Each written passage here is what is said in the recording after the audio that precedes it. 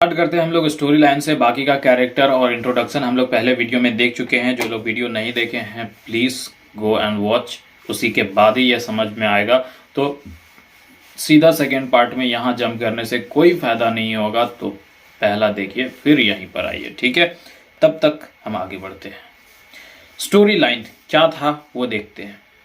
कहता है it is the story of three friends. ये नॉवल जो है भैया तीन दोस्तों की कहानी है। Two are quite similar to each other. दो जो है एक जैसे हैं और एक अकेला अलग है दोनों से, ठीक है। But the last one is completely different from them. जबकि जो तीसरा है वो पूरी तरीके से उन दोनों से अलग है, ठीक है। One friend loves a girl. उनमें से एक जो दोस्त होता है वो एक लड़की को पसंद करता है, एक लड़की से प्यार कर बैठता है। Although it does not make the other two jealous about it.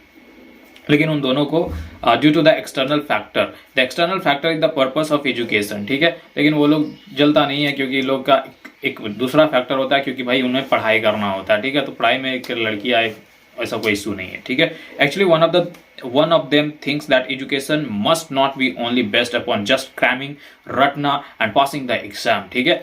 इनमें से एक तीन फ्रेंड में से एक फ्रेंड जो कि मूवी में आमिर खान, इसको लगता है कि हम लोग का जो एजुकेशन सिस्टम है वो ऐसा होना चाहिए, ऐसा नहीं होना चाहिए कि जस्ट हम लोग सिर्फ कॉपी लिए, बुक्स लिए और सिर्फ रटे रटे रटे रटे और जाकर के क्या किए, एग्जाम पास कर लिए। ऐसा बिल्कुल भी नहीं होना चाहिए। ऐसा कैसा होना चाहिए? Instead it should be about embedding and implementing the acquired knowledge in the real world to.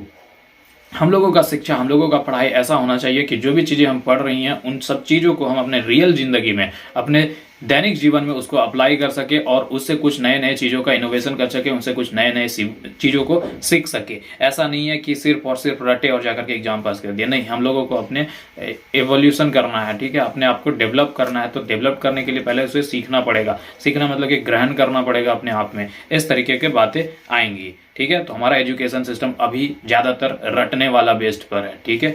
इसको चेंज करना है। Whereas the other one who is a quite similar to him as a reluctant about it। लेकिन उन तीनों में से में जो एक होता है वो थोड़ा सा संकोची होता है, बड़ा खुल करके कोई काम नहीं करता है, ठीक है। और कौन करता है वो मूवी वजह से, जो मूवी देखा होगा तुमको पता चल रहा होगा। But the last one is completely against this definition. लेकिन जो अगर इन सब पूरे भी डिफिनेशन को हम देखें तो इन डिफिनेशन से, इस परिभाषाओं से ये तीसरा जो है पूरी तरीके से अलग है, अगेंस्ट है, इसके विरुद्ध है। Thereby all of them gets to be troubled differently due to the having different approach to acquiring the knowledge, but then at the end the story ends with an important question asking from our society, ठीक है। तीनों है लेकिन जिंदगी में problem तो सबकी आती है। तो इन तीनों के भी प्रॉब्लम, इन तीनों के जिंदगी में प्रॉब्लम कुछ अलग अलग तरीके से है, ठीक है।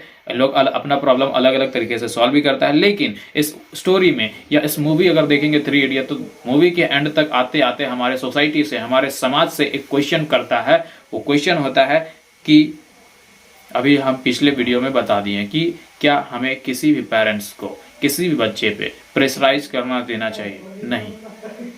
क्या क्वेश्चन आता है ये अभी देखते हैं। पेरेंट्स को प्रेशराइज नहीं करना चाहिए। बच्चे को खुल करके जिस चीज़ में उसको इंटरेस्ट है उसी में चीज़ में उसे बढ़ावा देना चाहिए, उसी में उसे आगे बढ़ाने की कोशिश करना चाहिए, तभी वो बच्चा आगे बढ़िया कुछ कर सकता है। ऐसा नहीं है कि बच्चा कुछ करना चाहता है, पेरेंट्स कुछ करना चाहते हैं, ऐसा बिल्कुल भी नहीं करना चाहिए। तो ये क्या क्वेश्चन है बाकी आगे आएगा, टेंशन ना लीजिए। The story has a very strong screenplay in the movie has depicted very professionally. The story provokes one to enjoy life rather than just preparing plans to the following others, ठीक है। हम लोग क्या करते हैं आज के समय में, आज अभी प्रेजेंट है लेकिन अभी प्रेजेंट में नहीं जी रहे होते हैं और कल के बारे में सोच रहे होते हैं, कल का प्लानिंग बना रहे होते हैं और अभी फ्यूचर को जी ही नहीं रहे होते हैं। ये आज का नहीं है। आज हम लोग प्लानिंग बनाएंगे कल के लिए, कल आएगा तो कल का प्लानिंग, परसों के लिए, परसों आएगा तो परसों का प्लानिंग। मतलब कि नेक्स्ट हर एक दिन हम लोग सिर्फ और सिर्फ प्लानिंग ही करते रहते हैं। कभी भी उस पल को जी नहीं पाते हैं, जिंदा दिली से एकदम जिंदगी को जी नहीं पाते हैं, ठीक है। तो यही बात कह रहा है कि ये जो मूवी देखेंगे हम लोग तो उसमें से तीन जो होता है, तो तुम अगर आमिर खान को देखोगे तो वो सिर्फ जस्ट एंजॉय करते रहता है। जब पढ़ाई भी होते रहता है क्लास में तो बोलता है कि देखो किसी भी क्लास में जाकर के घुस के बैठ जाओ, जहां पर भी जाओगे शिक्षा ही बढ़ रहा है, तो तुम्हें बस लेने की कला आती होनी चाहिए, ठीक है। तो यही चीज बताता है कि एंजॉय को सिर्फ और सिर्फ हम लोगों को एंजॉय करते चलना जाना, लाइफ को एंजॉय करते चले जाना चाहिए, ना करके सिर्फ प्लानिंग करना चाहिए, ठीक है। Somewhere it was also associated with the failure of the Indian education system. साथ में ये हमारा नॉवेल जो है फेलियर बताता है। किसका फेलियर? हमारे एजुकेशन सिस्टम, भारतीय शिक्षा का व्यवस्था जो है उस चीज के हमारे उसके पतन का हमको एक थोड़ा सा ओवरव्यू कराता है। They deal with the students although it does not degrade the Indian education system whatsoever, instead just point out the fault it makes seldom। देखो हमारे भारतीय शिक्षा व्यवस्था को पूरी तरीके से ये नहीं बोल रहा कि खराब है, लेकिन इसमें कुछ कुछ जो बुराइयां हैं उन चीज़ों को हमारे एजुकेशन सिस्टम में जो जो बुराइयां हैं उनको इस मूवी में दिखाया गया है, इस नॉवल में दिखाया गया है। तो देखो बुराइयां को अगर ठीक कर लिया जाए बहुत ही जल्दी तो हमारे आगे बढ़ने का कारण बनती हैं, लेकिन वही बुराइयां को अपने अंदर पाल करके रखते जाओ और अपने साथ उसे जोड़ करके रखते जाओ तो वो तुम्हारे पतन का कारण बनते हैं। ठीक है, आगे बढ़ते हैं सर। 5 point someone summary. हम लोग जान चुके हैं कि इसमें 3 दोस्त होते हैं, 3 फ्रेंड्स होते हैं। ये तीनों क्या बोलता है रियान, तीनों का एक एक करके देखते हैं। ये पहला है कैरेक्टर, ये दूसरा कैरेक्टर है और तीसरा का यहाँ पर हरी किधर गया? Where is Hari? मिसमैच हो गया, कोई बात नहीं, आगे आएगा। यहाँ पर पॉइंट आउट हम नहीं किए, भूल गए। ठीक है, 3 friends. Ryan belongs to an affluent family. He hated his parents for the reason that keep flying abroad and would not spend time with him. ठीक है, रियान बहुत ही बड़े परिवार से बिलोंग करता है, लेकिन वो अपने मम्मी पापा को, अपने माता पिता को पसंद नहीं करता है, हेट करता है, नफरत करता है। क्यों? क्योंकि उसके माता पिता उससे मिलते नहीं हैं, उससे बातचीत नहीं करते हैं। उनके माता पिता जब भी होता है ज़्यादातर वो समय कहाँ पर बिताते हैं? गाँव बाहर में बिताते हैं। समझ गया? बाहर में मतलब अब्रॉड, विदेश में। ठीक है, Ryan is a very smart and innovative and daring. ठीक है, रियान जो है बहुत ही ज्यादा स्मार्ट लड़का है, स्मार्ट वर्क को पसंद करता है, स्मार्ट वर्क कोई भी चीज को स्मार्टली से करना चाहता है और इनोवेटिव, नए नए इनोवेशन करना चाहता है और डेयरिंग, बहुत ही ज्यादा हिम्मत वाला इंसान है। He raises his voice against injustice and he is also a kind of a blunt guy. ठीक है, उसके बाद क्या बोलता है कि रियान जो है भैया एक बहुत ज्यादा क्या बोलता है कि कहीं भी जब बुराई हो रहा होता है ना, जब भी इनजस्टिस, जिसे भी जस्टिस नहीं मिल रहा था, सही उसको निर्णय नहीं दिया जा रहा होता, सही उसके पक्ष में नहीं बोला जाता है और लगता है कि इसके गलत हो रहा है, इसके प्रति गलत किया जा रहा है, तो वहां पर रियान जाकर के खड़ा होता है उसके साथ में। ठीक है, आगे बढ़ते हैं सर। कहाँ थे? हाँ, ही राइजेस हिज वॉइस। हाँ, हो गया। ब्लंटी गाय मतलब कि कुंदी आदमी। हरी बिलोंग्स टू अ मेडियोकर, औसत दर्जे के। हाँ, ये दूसरा या तीसरा कह लो, तीसरा कैरेक्टर जो था हरी। ठीक है, हरी बीच के मतलब बीच वाले हिस्से से बिलोंग करता है, ना ही ज़्यादा बड़ा फैमिली का है और ना ही ज़्यादा छोटा फैमिली का, मतलब कि बीच वाले में, औसत दर्जे का। ठीक है, he suffer from lack of confidence, और इसके अंदर कॉन्फिडेंस ही नहीं आता है। जिस वक्त तुम्हारे जिंदगी में तुम में कॉन्फिडेंस की कमी आ जाएगा, आगे नहीं बढ़ पाओगे। हमेशा अपने लाइफ में हमेशा अपने आप पर कॉन्फिडेंस रखना है। गलत भी बोल रहे हो तो कॉन्फिडेंस रखो, लेकिन बाद में पता चले तो ठीक भी कर लो।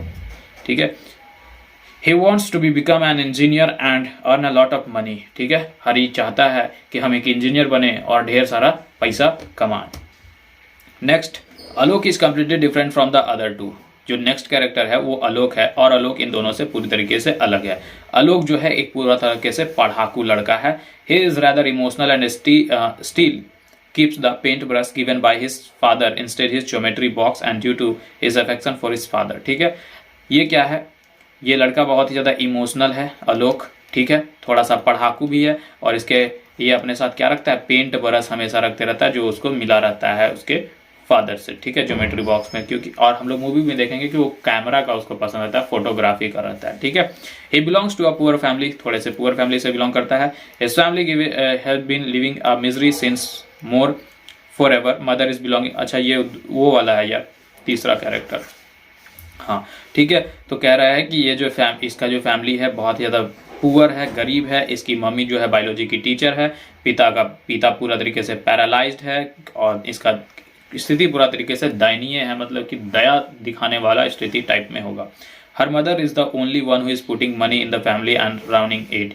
और इसके फैमिली में सिर्फ और सिर्फ इसकी माँ है, मदर है, जो इसके पूरे परिवार को चला रही है। ठीक है, क्योंकि वही पैसा कमा रही है और उसी के पैसे से घर चल रहा है। Hence his family has a lot of expectation from him, इसलिए इसके फैमिली को बहुत ही ज़्यादा अपेक्षाएं हैं इससे। Where Alok also does not want to disappoint them, जैसे आलोक भी चाहता है कि हम अपने परिवार को पूरी तरीके से डिसअपॉइंट नहीं करें। ठीक है, आगे आते हैं, अब इन लोग आता है कॉलेज लाइफ में, ठीक है। लंबा लंबा वीडियो नहीं, 10 ही मिनट का वीडियो आएगा, ठीक है। फिर अब कॉलेज लाइफ का